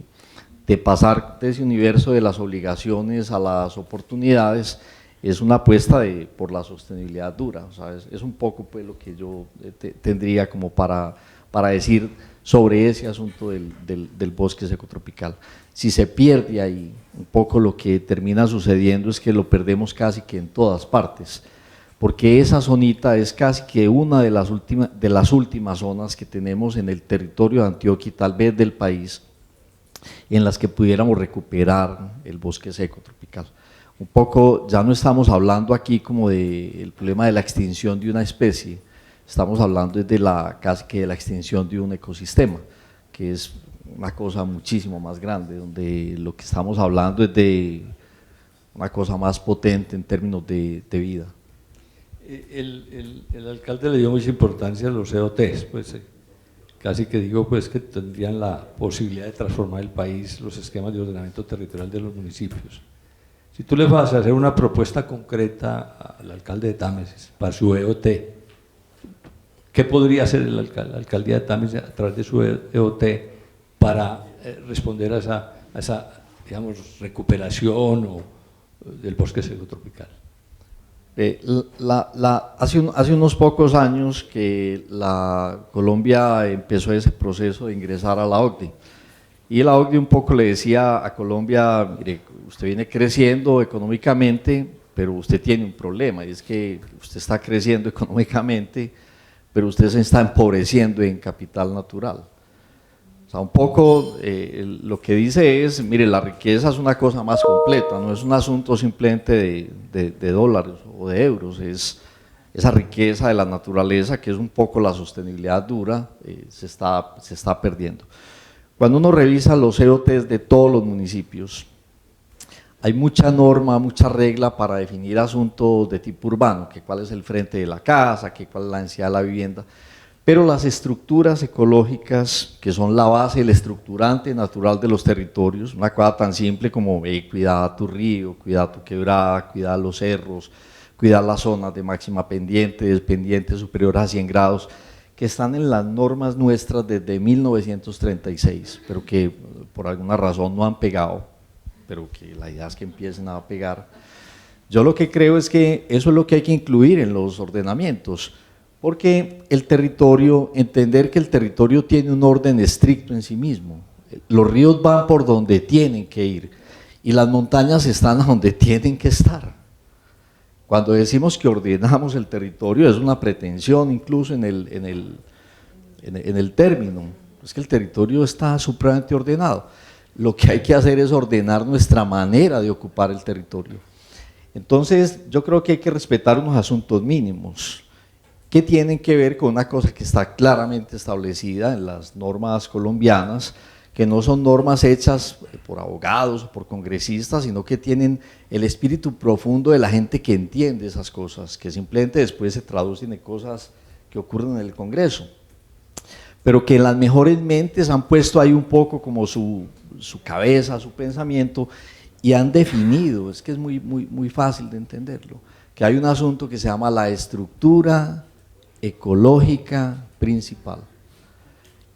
Y cuando uno revisa los ordenamientos de todos los municipios de Colombia, resulta que las estructuras ecológicas no aparecen, o aparecen simplemente como una mancha pintada en el mapa, pero no se traducen en asuntos realmente importantes y concretos en los territorios. En todas las normas colombianas se habla, por ejemplo, que hay que tener una franja de retiro a las quebradas de como mínimo 30 metros, y eso yo no sé en qué momento lo tradujimos que era una línea, que era una franja de como máximo 10. O sea, uno no entiende en qué momento se produce esa traducción, como mínimo 30 y se traduce que como máximo es 10. Y resulta que eso hay que revertirlo, porque siempre planteamos esto. Es que los seres humanos llegamos hace nada, o sea, hace nada. En esta historia que tiene 15.000 millones de años, por lo menos en la última historia de este Big Bang, la Tierra tiene 4.500 millones de años, los seres humanos llegamos hace 2,6 millones de años, pero las ciudades y la ocupación real de los humanos tiene no más de 10.000 años. Llegamos en el último minuto del año cósmico. Y en ese minuto hemos hecho un poco hasta para vender, pero acabamos de llegar. Lo importante es entender que de aquí para adelante es lo que sigue, que apenas estamos arrancando y que podemos revertir un poco el asunto, que no podemos seguir con esa idea de todo, absolutamente todo dice que vamos como un barco que va derecho al abismo y que no reducimos la velocidad y que no cambiamos la dirección. A eso se le llama demencia. Entonces, un poco entender de qué dependemos, entender que los territorios son unas telarañas increíblemente frágiles, muy frágiles. Esa canción que siempre recuerdo también de un elefante se balanceaba sobre la tela de una araña, como la tela así resistía, fue a llamar otro elefante. Y uno se hace la pregunta de, la telaraña es la imagen de lo frágil, y el elefante es un poco la imagen de lo pesado que hace ese elefante irresponsable saltando en la tela de una araña. Pero además, ¿qué hace él? ¿Qué sabe él para poder llamar a dos elefantes que se balancean sobre la tela de una araña? Y la canción sigue casi que hasta el infinito. Son hilos frágiles. Y resulta que la única manera de seguir manteniendo ese territorio, que es una telaraña supremamente frágil, no es competir, sino cooperar. Y entonces, por eso de tejer, es que tejer es cooperar, tejer es la telaraña. Resulta lo más potente, pero lo que constituye la estructura esencial de la telaraña es eso que llamamos las estructuras ecológicas principales, que son las quebraditas con sus bosques de galería al lado y lado. Siempre toda quebrada debería tener un bosque al lado y lado, eso es lo natural. Cuando no lo tiene significa que hay un problema, es como si a uno le faltara una pierna o un brazo, hay un problema ahí. Y las redes hídricas en los territorios son las telarañas de los territorios, dependemos de eso. Alcalde, ¿qué esperanza No puede sé si tener respondí, uno? Más o menos. Pero eso fue lo que dije. Sí, sí, claro. ¿Qué esperanzas hay de que el arreglo institucional de la provincia nos ayude a que haya menos demencia de alcaldes y haya más posibilidad de EOTs que consulten también esta condición antes de los cuales nos habla Óscar? O sea, que tanto la cultura política está avanzando en ese sentido. Bueno, digamos que las provincias de administración y planificación tienen su hilo conductor, como lo dice su nombre, en la planificación. Entonces creo que hay un problema estructural. Él diría que más del 85% de los EOTs de municipios de cuarta y quinta y sexta categoría están desactualizados, son del año 98, 99 y 2000. Fueron copy-paste mal hechos, porque a ese diciembre del 2000 le dijeron a los alcaldes que si no lo tenían los iban a sancionar. Entonces hubo un poco de gente que se administró a cobrar 20, 30, 40, 50 millones a hacer cosas que hoy no nos sirven para nada. Estamos planeando con el retrovisor. No tenemos un instrumento moderno que nos permita visibilizar los territorios, las potencialidades y las restricciones. Siempre hemos visto que ha habido un tema accesorio hasta que no pasó, creo que lo de MeToo con el tema de riesgos y vulnerabilidad. Entonces creo que ahí las reflexiones son profundas, porque yo también creo algo muy valioso hoy, es que cuando hablamos del ordenamiento territorial siempre pensamos en ordenar lo material, y hoy tenemos que hablar ya de un modelo de ocupación donde tenemos que pensar que el hilo conductor y central es el ser humano y el ciudadano, y lo material debe estar en función de las personas para poder construir un ejercicio equilibrado, competitividad, sostenibilidad, los determinantes ambientales, y al final del día lograrlo. Lo importante es que la gente tenga mejor calidad de vida y sea feliz. El resto es carreta, es un medio, pero no es el fin. Ahí es donde creo que tiene que haber un cambio importantísimo. ¿Por qué la gobernanza es fundamental en eso? Porque es que yo creo que cuando hay una regulación del ordenamiento territorial individual es muy complejo saber que usted hasta esta raya puede hacer una cosa, pero de la raya para allá puede hacer otra. Tiene que haber de manera colectiva una articulación para que por lo menos hayan unos elementos estructurantes como región y como territorio. Creo que eso es necesario, eso es fundamental. Y termino con esto. Hoy a Antioquia le están invirtiendo 18 billones de pesos en vías de cuarta generación. Eso es una maravilla y estamos todos felices. Pero la verdadera modernización de Antioquia no vale más de 100.000 millones de pesos y es actualizar todos los instrumentos de planeación territorial de los 125 municipios de Antioquia. Y yo no he escuchado todavía al primer gobernante que se atreva a decirlo. Vamos a hacerlo. Cuando uno tiene ordenado el territorio y hace infraestructura, inmediatamente el recorrido en productividad y competitividad se dispara. Mientras tanto, vamos a seguir invirtiendo billones de pesos en cosas que muchas veces no generan impacto en el desarrollo y que además incluso lo que hacen es generar un impacto negativo en el tema ambiental. O sea que creo yo que esa demencia de la que hablamos tiene que empezar a tener una orientación distinta. Hoy estamos en una reflexión profunda para que esto cambie. Es un mensaje interesante para la CEPAL, ¿no? El de que nos ayudara un poco con los EOT de este país. Yo creo que hay que aprovechar y ahorita le da su teléfono al director de la CEPAL. Alejandra, ¿por qué estamos hablando de un nuevo modelo de educación rural, que es lo que nos está llevando a eso y que tiene novedoso y que tanto se inscribe ese modelo en este tema estamos discutiendo de cuidarnos y cuidar el nosotros y cuidar el territorio y querer el territorio y tener esta relación armónica, cooperada sobre el territorio? ¿Por qué estamos hablando de esto? Bueno, Rafael, este modelo surge a partir de un referente que es el modelo de Escuela Nueva en Caldas. Es un modelo disruptor en donde desde la temprana edad de las personas se les inculcan, digamos, una formación específica de acuerdo con el entorno. Ahí empezamos a conectar un poquito con lo que decía Óscar, que lo que se enseña en la sala de clase esté muy conectado con tu alrededor, con qué hace tu papá, de qué vive, tú en dónde vives, cuáles son los recursos naturales de tu entorno inmediato.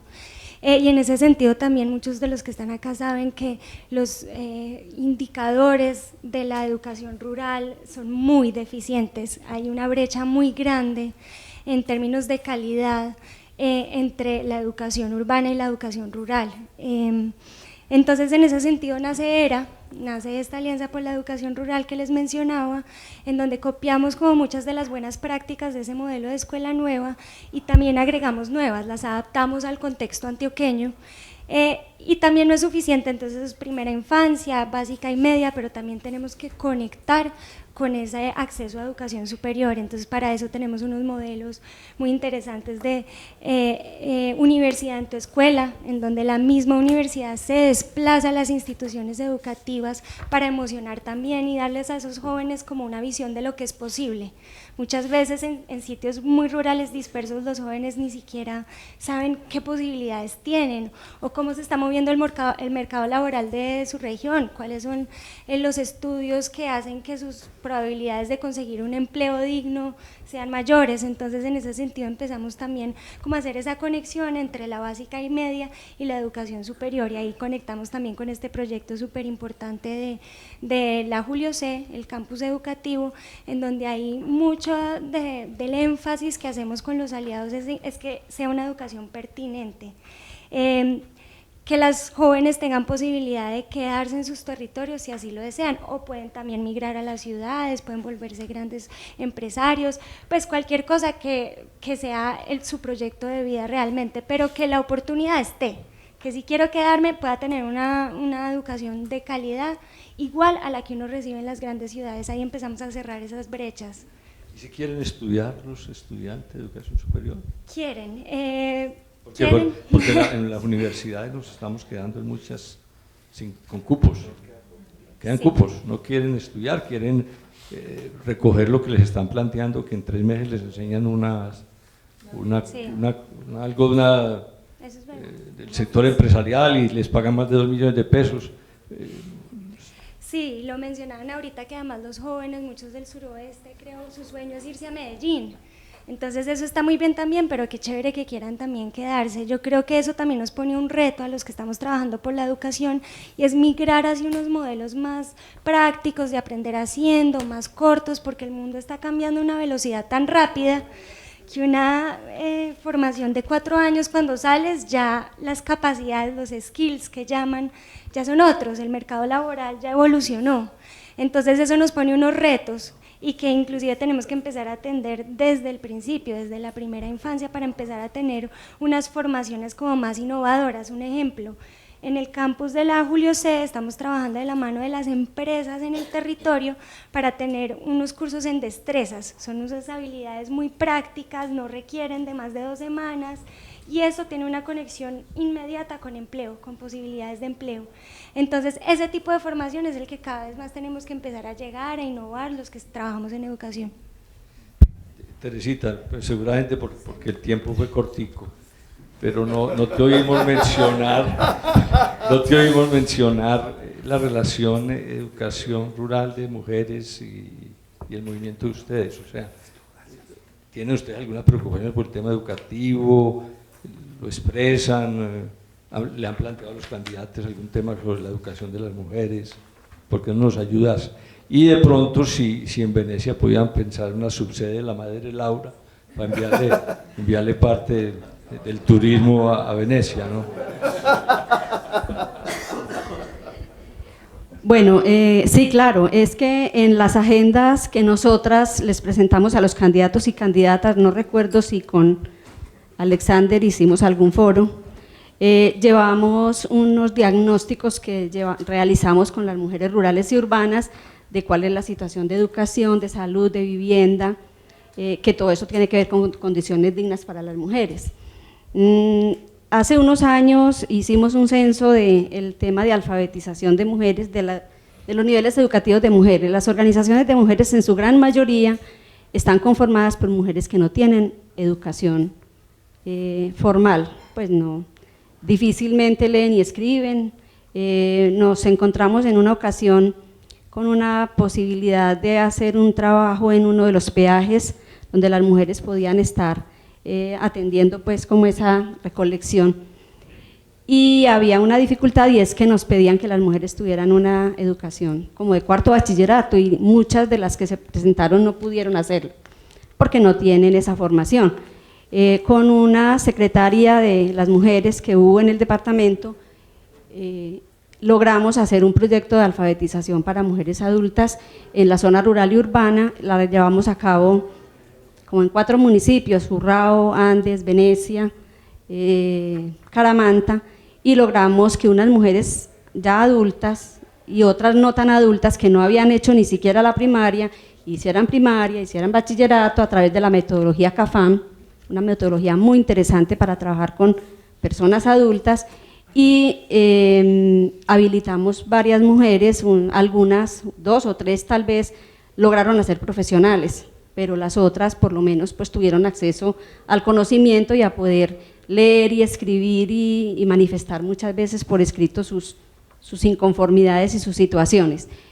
Algunas ya inclusive escriben su propia historia, son poetas, y bueno, hemos logrado pues como asuntos ahí, pero la verdad es que después la misma Gobernación de Antioquia nos reversó el proyecto, porque las personas que habíamos estado en ese proyecto éramos voluntarias, no teníamos títulos de licenciadas ni de nada universitario, algunas eran profesoras ya pensionadas, pero otras no, otras eran personas que se postularon como voluntarias, pero nos dijeron que no, que teníamos que tener títulos, porque si no la Secretaría no nos avalaba ese proceso, y nos reversaron todo el proceso. No lo hemos podido lograr nuevamente por esas directrices de la Secretaría de Educación.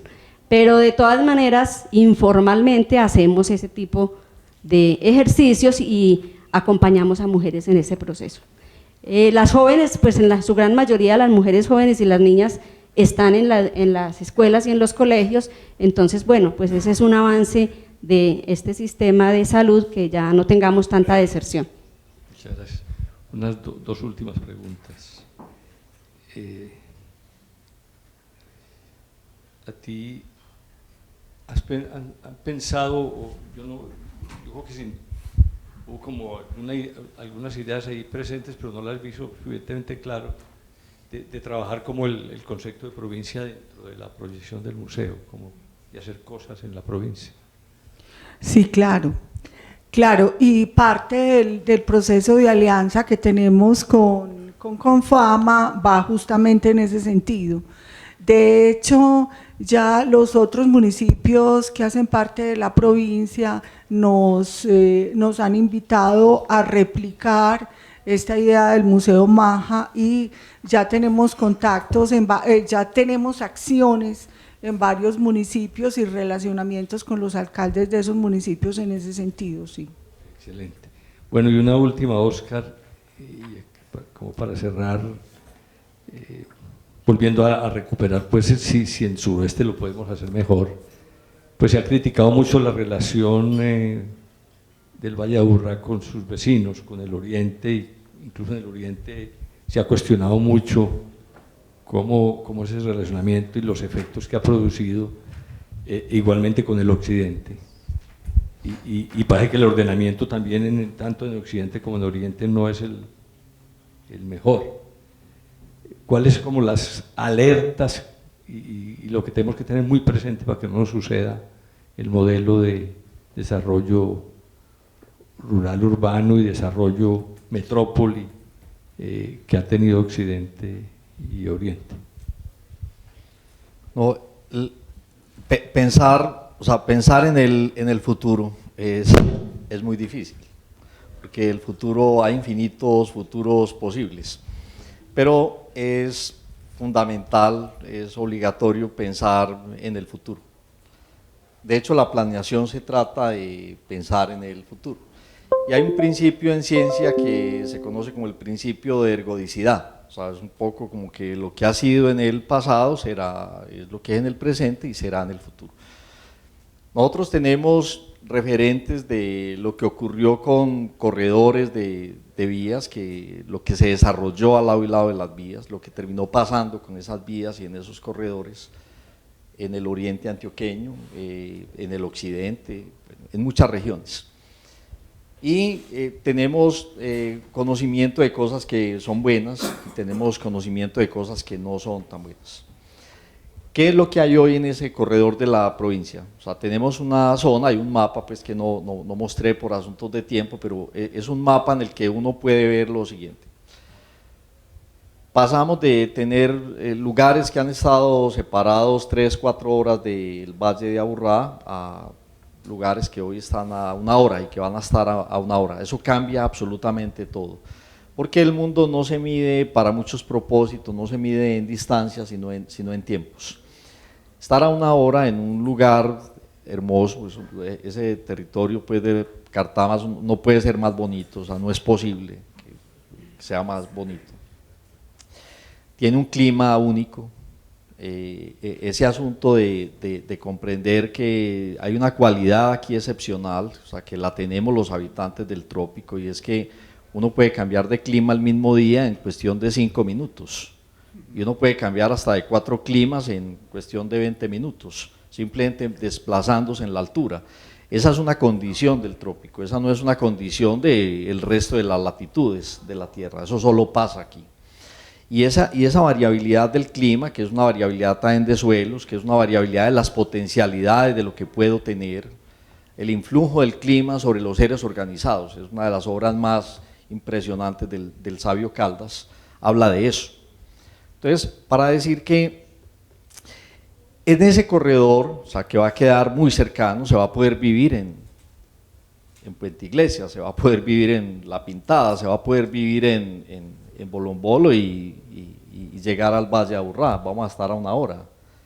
Esos son los tiempos, como la gente que hoy vive en Oriente y baja al Valle de Aburrá, es así de cerca, con una condición de clima que es muy favorable, porque es una tierra caliente, maravillosa, con una brisita ahí, una cosita ahí deliciosa, con un río Cauca que sigue siendo una maravilla de río, a pesar de que recibe la contaminación de Bolombolo hacia arriba desde el nacimiento en el Puracén.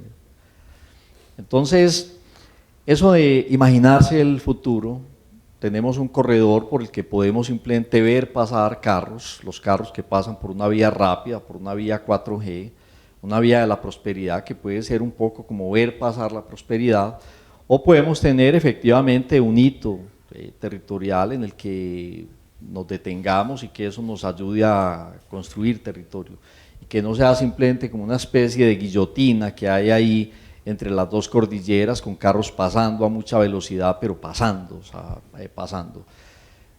Pensar eso de qué es lo que va a ocurrir en esos corredores a lo largo del río. Tal vez lo que nosotros creemos desde el trabajo que hemos hecho en EAFIDE es que tal vez las claves para tejer lo rural, lo urbano, para tejer lo alto, lo bajo, lo medio, para tejer la zona cafetera con la zona ganadera, para tejer la provincia de Cartama con las otras provincias de la región, pero sobre todo con el Valle de Aburrá, pasa por planificar de manera provincial, o sea, de manera provincial y providencial tal vez, ese corredor. Porque si lo que ocurre ahí es un asunto que simplemente va ocurriendo aleatoriamente, porque no se planifica, porque no hay unas reglas claras de cómo se juega en ese corredor, lo que podemos terminar teniendo es simplemente un corredor en el que todos perdemos, con un montón de actividades, un poco parecido a los malos ejemplos que tenemos en el Valle de Aburrá, zonas con un montón de containers tirados a lado y lado de la vía simplemente, porque esa condición de ser la mitad entre el puerto de Antioquia y el puerto de Buenaventura, esa condición de ser la mitad de los dos recorridos, esa es una condición absolutamente clave para entender lo que significa ese lugar en todo el escenario geoestratégico. Entender que hoy muchos barcos no pueden pasar por el canal de Panamá porque no les dan los costos, y que poder tener un canal seco interoceánico que conecte Atlántico y Pacífico puede cambiar absolutamente todo. Eso es clave para entender de qué estamos un poco como hablando, ¿sabes? No, muchas gracias. Por eso le di a él la palabra de último, porque él lo dice mejor y más bonito que yo, lo que quería decir. ¿Hay algún filólogo en la sala? Filólogo. ¿Cuál es el gentilicio de los habitantes de Cartama? El gentilicio de los habitantes de Cartama. Doctor Mauricio Vasco, usted que es medio filólogo. Cartama, los Cartama es... Entonces los habitantes de Cartama se llaman... Los cartamanenses. ¿Los qué? Bueno, de todas maneras estos son una muestra de los habitantes de Cartama, y yo creo que la responsabilidad que tenemos es que efectivamente podemos hacer de esa provincia un ejemplo para Colombia de cómo puede ser un ordenamiento territorial inclusivo, cartageneros. Bueno, entonces les dejamos a los cartameños la responsabilidad. Muchas gracias, fue un honor estar aquí con ustedes.